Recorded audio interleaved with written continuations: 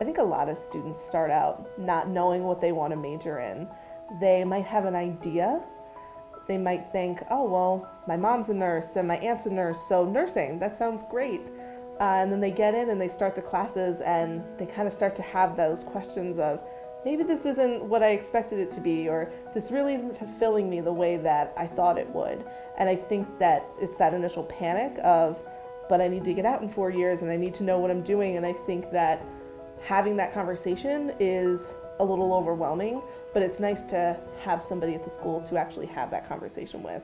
And our academic coaches and the professional staff in the Office of Student Success is a great place to start. I think it's totally okay to be undeclared, and in fact I wish more students came in undeclared and were comfortable with that ambiguity. I don't know how students are supposed to know exactly what they're going to major in before they've taken college classes. In psychology, for example, most of our students have never taken a psych class. So you can't really know psychs for you until you take classes. So I really work with my advisees and I remind them, even when they come to me and say, I'm a psych major, I say, I know you are right now, and you may be, but it doesn't mean you shouldn't keep exploring. Those first couple years at the Mount are really built for exploration, and they're built for figuring out what interests you and for getting a well-rounded education. I myself was undeclared for probably about 3 years. I was still kind of tweaking what I was doing. So I completely understand undeclared and embrace it. So I have a lot of undeclared students who come in and they're most nervous about taking classes that they need. They want to graduate on time. What's wonderful about the Mount is that they give you until you have earned 45 credits until you declare a major. So that's usually halfway through your sophomore year. What's also nice about a liberal arts institution is that we have a general education curriculum.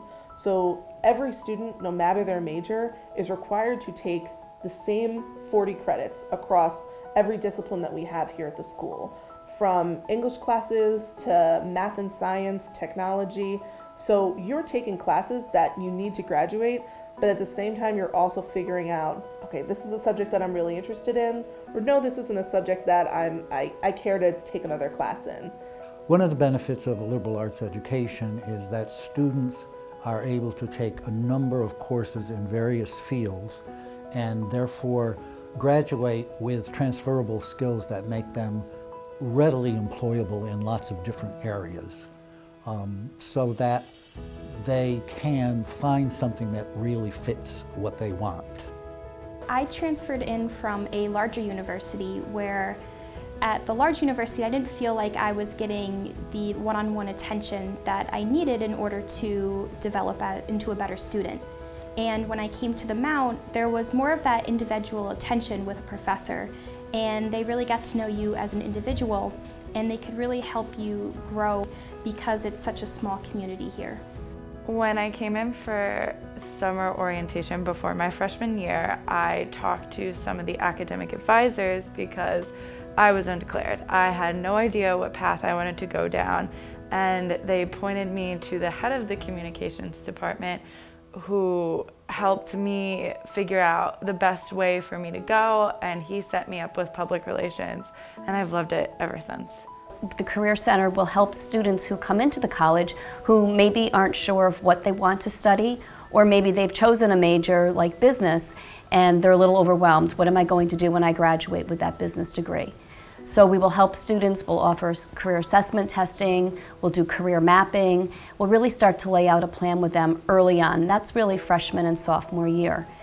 Going into junior and senior year, typically students start doing internships, work experiences, job shadow, whatever they need to become more competitive in the field or to prepare for graduate school, meet those grad school requirements.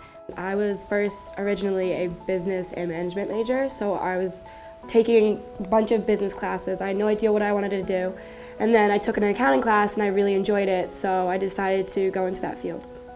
Statistics show that students who come in with a declared major, on average, change their major about 3 to 5 times throughout their college career.